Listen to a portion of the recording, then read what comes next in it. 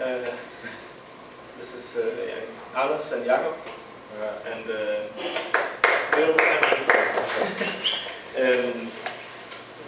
we just want to start out by playing a song. Do you all speak English? Or? Yeah. Okay. And then it's kind of open. We don't really have any plan of what we want to spend, what we want to do this couple of hours. But I myself would like you guys to play. Actually, play if that's okay with you. Yeah. But of course, we also open for questions. We can play something in this as well. So it's pretty. It's open. So we can start off by maybe. Do you have any questions? Do you want something? Do you want to say something? I have a question. You have a question. Your music have a relation with religion, with meditation. Not really. I mean, in a way, music is combined with meditation. I think, in terms of, I don't really know how to meditate, but when you listen to music and when it's kind of a state of mind that you focus on music completely. And I guess, I mean, I practice that a lot, listening to records and keeping my mind set on what I'm listening to, so I don't really wander off and listen to something and then know again what's going on in the kitchen. And then, so, I mean, it's definitely a 100% focus somehow thing, which I guess is similar to meditation, but has no religion really. I mean, music, as well as it's kind of a religion in itself.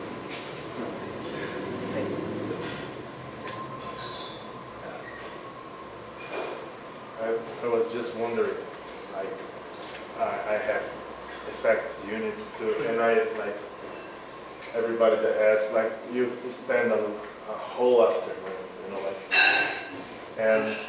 and it's great, you know, like it's pure, like, I don't know, sensuality. It's like, you know, like playing, you know, like you forget about notes sometimes, you know. It's pure,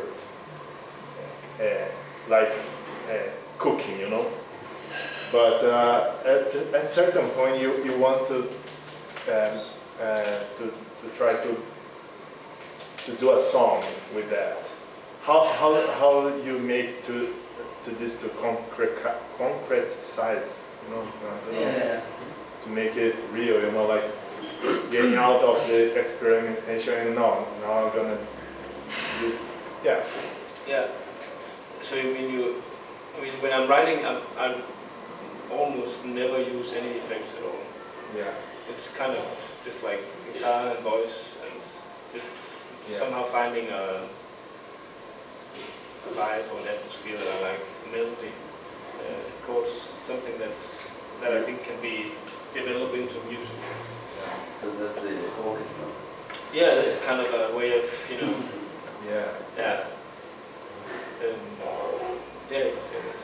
And I guess the difficult thing can be to, when you're writing something, to realize when this is good, this is enough, we can make music from this. Because you can always keep adding stuff when you're writing, like, oh, maybe it's not enough, maybe I should come up with something more, maybe I should. And for me, that's something I've learned by doing it a lot. Like being aware of when I'm writing that, okay, this is actually enough. This is it may sound and look like a sketch, but if we're playing it together, then I know it's gonna open up and become something more than that. So it's funny. I spoke to Lee about that. Sometimes he kept writing. Like he would write and write and write music, and make it more and more like every time he had finished the melody, he would rewrite it and make it even more complex. Like it has to like, and that's another way of doing it. Like forcing you to go somewhere where I'm not really able to go without taking it step by step. But for me, it's just been kind of a revelation to go the other way and try to peel off layers and finding somehow the core of the songs, and then take it from there. Yeah. But when you write, do you have some, if you sit just by yourself and write and do the melody, do you sometimes have a certain soundscape in your mind, or do you just focus on the writing melody? Yeah, I never really think about how it could turn out to sound like when this is done. I mean, I always stick to just writing, and then I can always, Yeah, because it seems like this song, like it seems like everything is written, like all the changes in the timbres and the orchestrations, but it's improvisation. But yeah, there's a lot of improv. Yeah, yeah. So ear training, of course, is a big deal of it as well. Like coming and being able to play what you hear and react. If the bass is doing something, then be able to react to that in a way that you like. The drums, I don't know. And also the focus thing. Like when you're listening to records, you learn how to focus on what you're listening to. And if it's difficult, then just like, okay, I'm just going to listen to the bass now.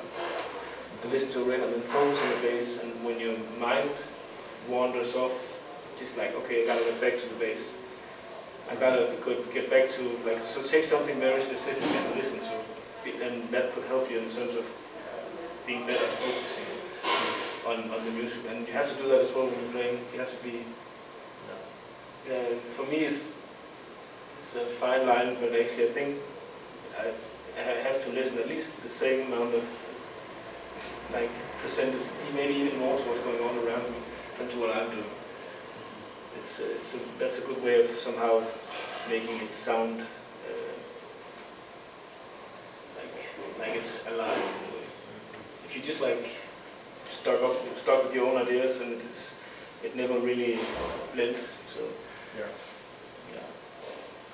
So free improvisation is a really good way of working on that. Getting together with some friends and just like play free and focus on what the other guys are doing, and always like pay attention to what can I do to, can I add something to what he's doing, or not, sound wise, melody wise, harmony wise. There's so many, but in free improv is a good way sometimes to work on that.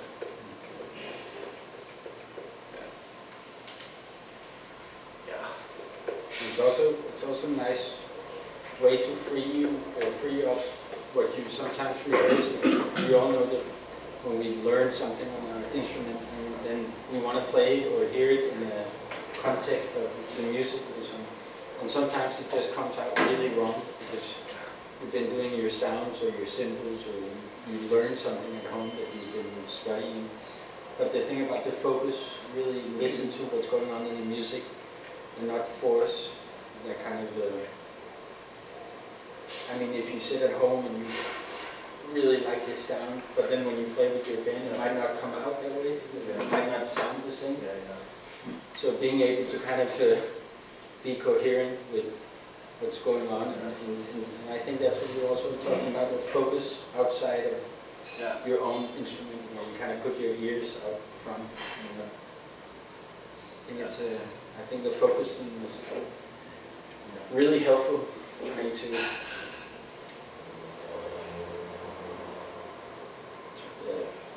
make your sound, basically. Because even though you like a sound at home, when the bass comes in or another saxophone, it might not have the same timbre, what you call it, as you might expect. So being able to blend in with that is important. You all write music, or you write songs. I try. That's good. The last workshop I was here, like I went with the last song, and you play like E. It's one song of yours. I don't know. like two chords. I don't know the next one, but I was like, It's like C sharp minor and E. yeah, I was thinking, Yeah.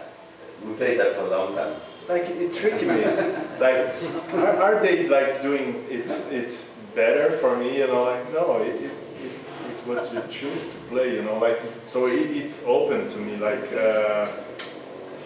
plays simple stuff can be very profound. Yeah. The weight of the notes. Yeah. Yeah. It's true. And everything around it.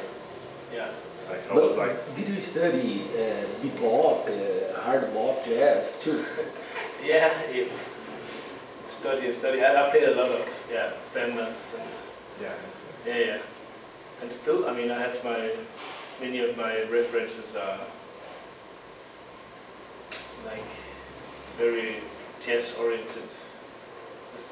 That's kind of, I think, at least some of it is partly where it all comes from. I mean, I don't think this is like, to me at least, it's not far away from. Well, it doesn't sound like bebop, of course, but I still work on that actually. And you know, when you listen to Coltrane's music, it's not.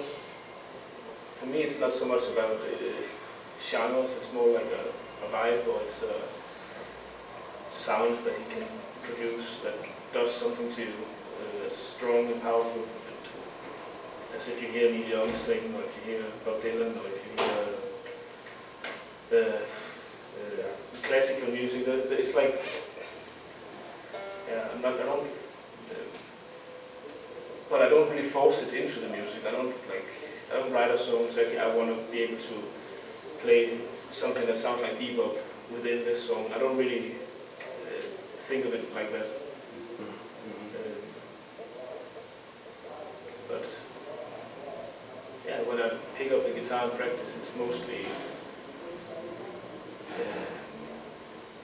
just transcribing solos of. Like right now I'm listening a lot to Billy Higgins and also Ed Blackwell, and I have this thing for, and Charlie Hayden, of course. That's he has been like rotating a lot in my music play for a long time now. Sonny Rollins, and there's so many things when I listen to Sonny Rollins play trio, all the standards and how he's singing with his instrument. There's so many things that I like to work on my guitar, but like saying I want to this what he's doing right here, I want to transfer that to my music. It's not more, it's a bit more abstract than that. I can work on Sonny Rollins solos and transcribe them, and but what I really love about his music is somewhere underneath all of that. It doesn't have to translate directly to notes and the language of bebop. It's something deeper that is easily like compared to transferring. It's not easy, but it's. But I'm trying to at least.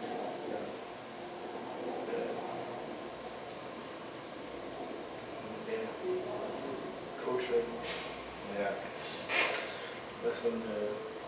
Coltrane is not easy for everyone. Everyone stops at a certain point, or Coltrane.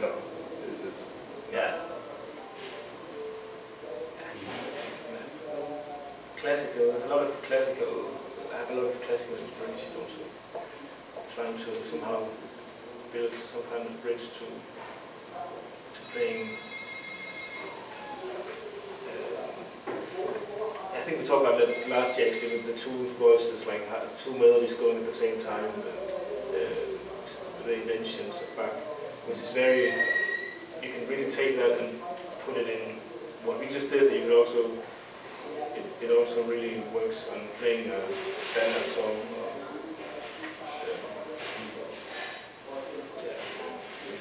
So yeah, there's so many things. Right now I'm just like focusing on colors actually, in scales, just sitting and playing out of the same, like take one key, say it's E for instance, and then go through all the modes of the harmonic minor, but with E as a starting point always, and just like fool around with the sound of those like. How does that sound? I guess it's it's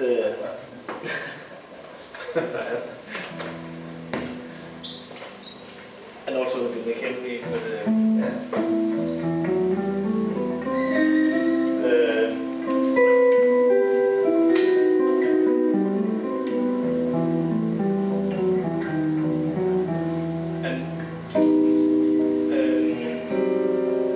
come up with voicings that.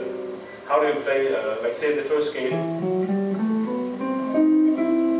How would you, if you need to play one chord that sort of defines that scale, how would you do it? It's like, okay, so I need the flat 6 is one note that I would like to have in there. I would like to have this note in there. Sorry. So the big, the major 7, and I would also like to have, I don't know, those two notes are very important if you want to make it clear that you're playing a minor that is harmonic minor, and then you can fool around with it. Like I always try to come up with a voicing that I haven't played before, just for the fun of it. So you can have.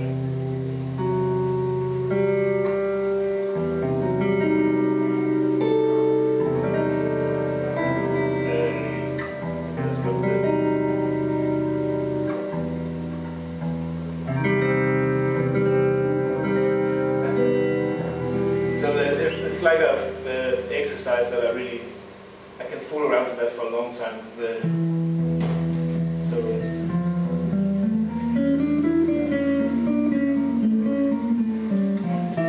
Second is the Dorian, but with the 6th.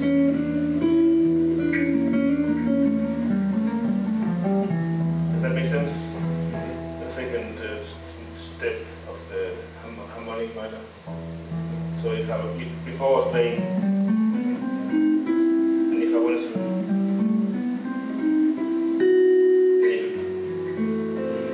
but I just keep the E as the root.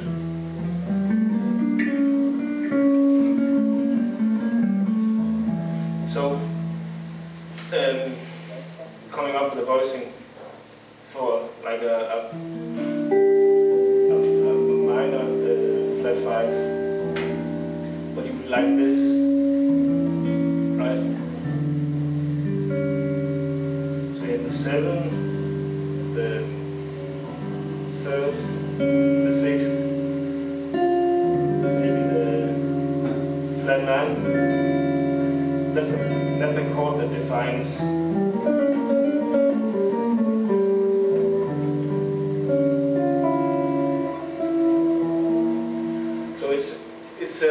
That's like a small thing that I like at the moment. Just like I never really did that. I usually started out, and I really started out by playing. If I wanted to play a solo using this chord,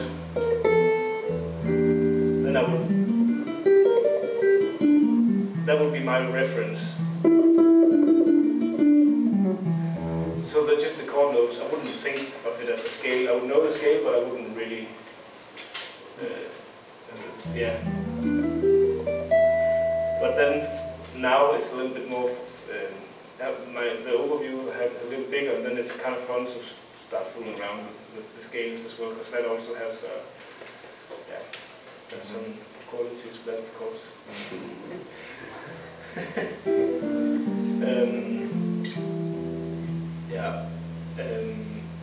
And playing